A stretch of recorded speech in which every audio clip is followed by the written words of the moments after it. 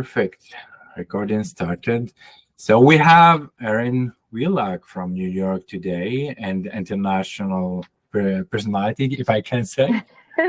Thanks. So we invited you to see and have a perspective about your market, what you're doing. I think you had been in the business now for 6 years, right? 6 or 7? Longer than that, unfortunately. I like to think so. No, I've been with KW for, it'll be about 8 years now, but I've been in the business for 11. For 11 years. Okay. Yeah. Amazing. So fast forward, you're a celebrity in the luxury market for real estate. Then that's how I love to see you. And I see that you have a lot of social engagement, and you are everywhere trying to help, and you keep your dynamism and enthusiastic person as an enthusiastic person. So what gives you that energy? What's your vision? I believe very heavily in getting or figuring out what your superpower is, right? I did a lot of work through strength finders and different things to kind of figure out, look, we can all do everything, but what do I enjoy doing the most? And I really enjoy, and what I found is that my superpower lies in like the teaching, inspiring people through classes, education, and then also with like the YouTube stuff. That's like where my superpower lives in that.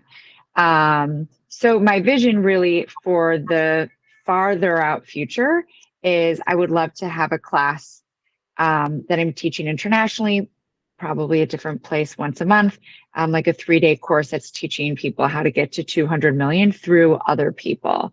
Because one thing I found when I do travel and teach internationally is that it's one thing for, leadership to say this works, this is what we're learning, this works, et cetera. But it's another thing for someone who's in it and who's done it and who's built it to be like, this is exactly how I built it. This is exactly the model I followed. Here's everything. And so, yeah, that's what I really want to do long term, while of course getting everybody on the team to be thriving in their lives all around as well. Nice. So you're building teams at the same time, I guess. Yeah. But also like helping other people to build their teams, right? So I'm going to England this weekend and teaching over there. Very excited. But the whole class is about like how we built the database part of our business, right? And it's going to be very tangible with like, here's the scripts I use. Here's, we do raffles. Here's the template for the raffle. Here's what we do at open houses. So we're really giving them all of the tools so that they can then go and expand their business. It's funny how the same system, the same methodology is working everywhere now. Like, it's not the segmented markets, but it's worldwide. Everybody works the same systems and work in the same way to develop and their operations and their organization. Yeah. And you know what? It's amazing because I remember when I started with Keller Williams, I was like, that doesn't work here. We're in New York City. You say blah, blah, blah. But it's so true. Everything works. And at the end of the day, it just comes down to people are people, no matter where you are. So of course it's going to work. But I think most entrepreneurs, I could be wrong, but I believe most entrepreneurs kind of fight the system and the model. And we have that independent, I'm going to figure out a better way, do it differently, et cetera. And sometimes it's just best to go back to the basics and just follow what was done before you. Don't reinvent. And of course you can get creative, but don't get me wrong. Don't reinvent the wheel. And of course, there was a model I remember I was coaching as well. It's about the leads, because most of entrepreneurs, they start to get too much creative, and that imbalance the triangle of leads, marketing, and all the operations you do, right? So you have keep focused on the leads and the money that gets in and the next deal. Yes, absolutely. So why your entourage? Tell me why your entourage picks you over other competition or something like that. Oh, great. So like our value proposition for clients. Yeah. So our Our value proposition, well, there's a few things. Number one is being a part of Keller Williams. It's a privately owned company. So I believe so heavily in that, because what that means is we're, a capping company, so we keep more of our money, and we're privately owned. So the people making the decisions are not people who just have stock in a company, right, and want to see a return, which I fully understand. And when we're in times like now where the bigger companies are losing money, that doesn't mean my client service is going to suffer, because I'm still making more money at my company, and I'm still going to put the same amount of money in there because I choose what I do with my money. So that's one really big value proposition when we're in a climate where so many companies are losing hundreds of millions of dollars a quarter, right? The other really big thing, and I'm sorry, my windows you would think are paper thin here. But the other really big thing for our team is we are as full service as possible. We like to say for our sellers, just give us the keys and we'll take care of the rest. We have client expectation sheets when we bring them on, so that we're making sure to give them the service that they want and in the way that they want it. So we're really big on our onboarding process, and then we're going to deliver, hopefully exceed our expectations, but deliver exactly what the client asked for. So it can be extremely hands-on or it can be extremely hands-off for the client. Then on the buyer side, we give everybody their own little portal so that they, can request us to get videos of places. They can request spreadsheets if they're doing more of an investment.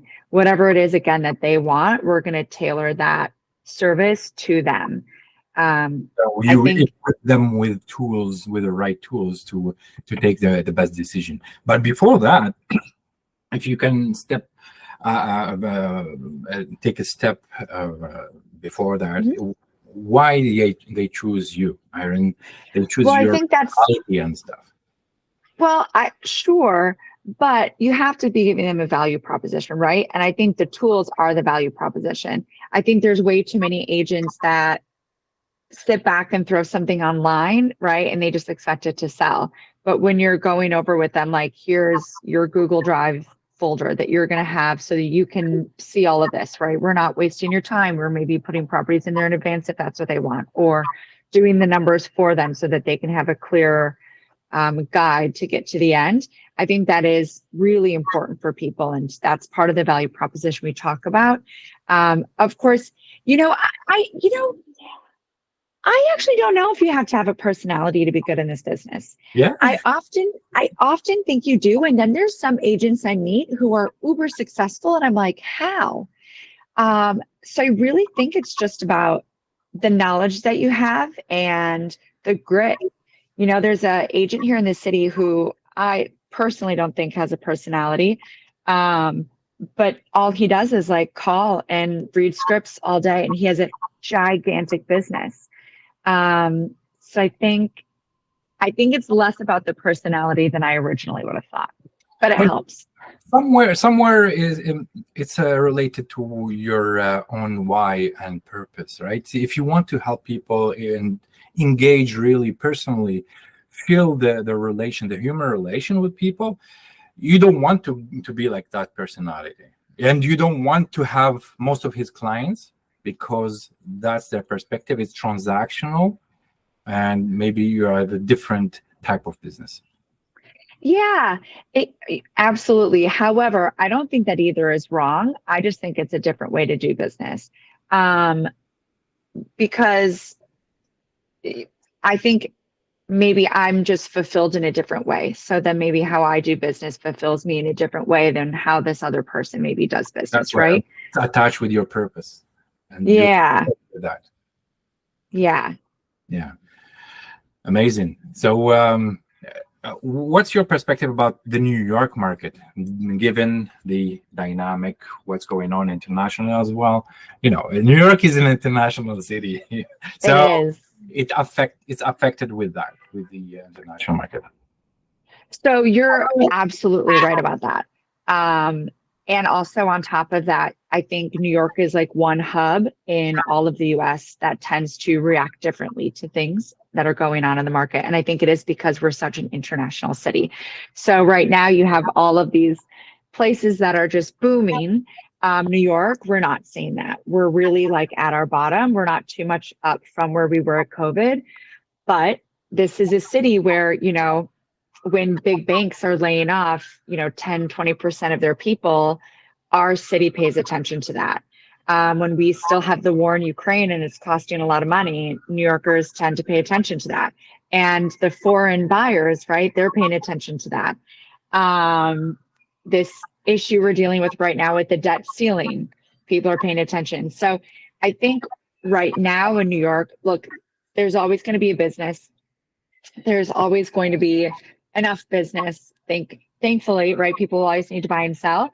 But I do think because New York is typically such a place for opportunity in terms of investing, there are many thinkers that are waiting for things to be calmer, waiting for less balls to be in the air, if you will, before really locking in. So now I feel like for the brokers in the area, it's really about, of course, doubling down, right? Doing twice as much work to get the same numbers we had last year, but also being deal makers, finding, okay, who was it that said they would sell if they could find X? Let's find them. And then let's go and try to find that X for them, whatever it may be. It's not the simple transactions anymore, but that's okay. It's just making us up our skills, do a bit more homework for people, right? We're sending out more of the golden letter love letters to try to get more clients, things like that.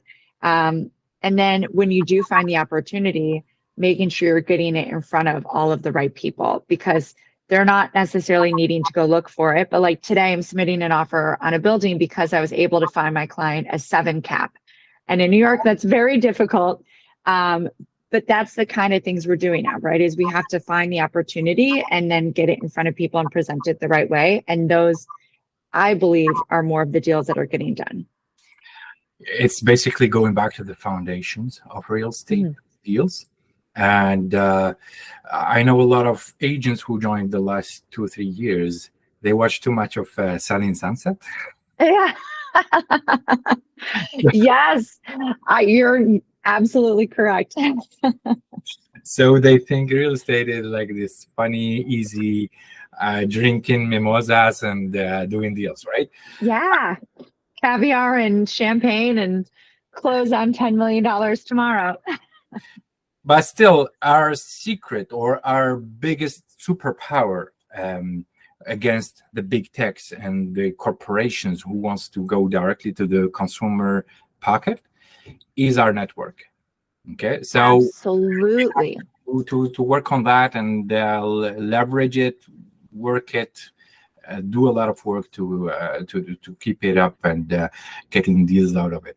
So what's Iron's biggest secret to make deals or to get leads? My biggest secret, yeah, it's not a secret. Just do the work. It's really easy in New York City to get complacent because we have such high price tags. I think also when you have good years, it's easy to not like charge forward as fast as you maybe could. But if you just always do the work, like I will preach the database till the day I die. The database is our life, bread, etc. Staying in relationship with these people and then just doing the basics, right? Just following up with people, having core calls, sending out a newsletter every other week. It's really just that stuff that just makes you and then it gets you those referrals. Because as you were saying with those, this is right. I was like, what was in my mind? 36% of buyers find their buyer's agent from a referral, and 39% of sellers agents find their agents from a referral. So you are 100% right. It is all who you know, because there are like huge companies that are just coming in and swooping and buying properties. And if you don't have a relationship with that person, they're not going to call you to make sure that they're making a good decision, right? So it really is in the relationships. Absolutely. You're absolutely right. So, okay. I guess you know what's going on in New York. How about the international market? What's your vision for the international in the next 5 years? Oh my gosh, the next 5 years internationally. That's so hard. So, I understand Albania, and that is an awesome market that I'm so excited to be in because there's no other route for Albania than to join Europe. It's going to happen, right? It's just a matter of time. Are you originally from Albania? No, it was just my boyfriend is from Greece. I'm from the US, and during COVID, it was the only country that would let us both in. Oh. Long random story, but anyways, we're doing business there now, so I'm excited. But I think because it's eventually going to join Europe and everybody knows it, it's an amazing opportunity for people to get in. It's just an interesting time because the infrastructure still needs to grow more to fit the amount of people that are now coming into the country. But that market is very interesting and very awesome. I think, though, the other markets that I know more, which would probably be like Paris, London, I know a few markets in Italy, they're so policy driven. So like, the second some policy changes, the market has a change. And I feel as though it's also probably because like New York City, so much of it is international people that are in these other cities. So it's hard to say what will happen in 5 years because I think a lot of it is based on elections. Well, I don't know if you read the book of Ray Dalio about the changing world order and how it's predicting the different dynamics between East and West are changing, and a lot of power is shifting towards East. And I don't know, did you read it? No, tell me. Yeah, so it's about how his theory of the changing world order started since humans exist and the dawn of time, that there are cycles, right? There are cycles of civilizations, and we are, for our North America, so Canada and the West as we know it is changing. And if we don't take some drastic measures economically and politically, that can change towards losing our power to East. So basically that's there is a small video, 40 minutes. He explains all the dynamics. It's gonna be interesting to see it. I can share it with you. And there's can you share it? I really want to see it. Absolutely. And there's the book, which is like heavier. But that's his theory and how he explains the international dynamics, and I think he's on point on it. So we can see how very cool. The East is developing a lot and they taking more power. But that's why I personally diversify my portfolio and of operation as well. I did the same for Albania. I went to Mexico. Oh, nice. Yeah. So it's another good spot. Yeah, absolutely. It's beautiful. Tulum, Playa del Carmen are amazing. So Cabo as well. Anyhow, so my last question, I guess, we both have challenging timing, I guess. So what's the most challenging time you had in real estate within the 11 years you had been in the business? Most challenging. I mean, the easy answer is like in the beginning. No, I take that back. Probably like a year in is like the easy answer because, I was just kind of at a company and I tried out a couple different companies and there was no education. You didn't really know like what to do, how to get business. I remember the first time I heard the word lead generation was like 3 years into the business. I was like, what? I think that's really challenging because you don't know what you don't know. And it's hard to make money if you don't know how to. But besides that, I think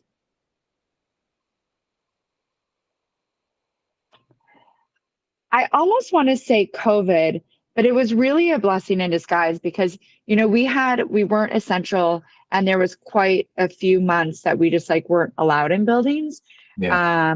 And then when we did start to get some access to a few buildings, the rules were just nuts, and we had to get all this paperwork signed and like clean in between all this. Anyways, and that was just really difficult because it's hard to sell properties sight unseen, right? Sometimes we got a little lucky. So, but I was able to take that challenge and redo my database. So I feel like as much as that was a really not fun, challenging time, it also allowed me the opportunity to go deep again with people in the database, make care calls, reorganize the database with new tags, make sure everybody was tagged properly, addresses are in there, things like that. So while I think it was very challenging just for the market in general, I think it allowed me to, or maybe not allowed, it forced me to go slow so that I could go faster. Because I don't like going slow on my own. So I probably needed to be forced. Wow, that's amazing, because as you said, it was a blessing in disguise. A lot of people ran away. Ryan Sirhan went up to the country. He built his business over there. Same. So but yeah, it was a blessing in disguise, and a lot of people took advantage of that. All the people ran away. So thank you very much for your time. I had a last question. Well, what's your formula for success? What's your success formula? Hire people smarter than you. Okay. Actually, that is exactly what it is. Hire people smarter than you to do everything. I think in the beginning, it's really easy to want to do everything ourselves. I know I for sure was like, I can do this better than anybody else. Why would I give it to anyone else? But man, once you learn the power of leveraging, you can go so much further, so much faster. And I think it's very easy for people in this real estate world to have egos. I think it's human nature to have egos. And I think the sooner everyone learns, or at least the sooner I learned that it's not all about me being the best, right? It's about me being surrounded by the best. That really changed the business for the better. My last director of operations, Jen, she's still with us. She's just moving into sales, but she brought us 40% year-over-year growth for her first few years with us. I mean, if you hire the right people and you trust them, there's just no limit to where you can go. But you have to let go of the ego, I can do it better. Also because you are missing out on giving somebody else a beautiful opportunity, right? So not letting go and not leveraging and not giving other people opportunity is in a way as well kind of selfish, because there's so many people that could build huge lives if they are only given the chance. And we have an awesome opportunity being in this world of real estate to give people chances to build huge lives. Absolutely. I tell everybody that we need 5 freedoms: freedom of time, space, freedom of money, with intimacy, and what's the 5th one? I forgot it. But yeah, so being an entrepreneur, you have the freedom of time and space already. So you have to create the others, and you just work on them, So I love that. We have that chance, and we just have to share it.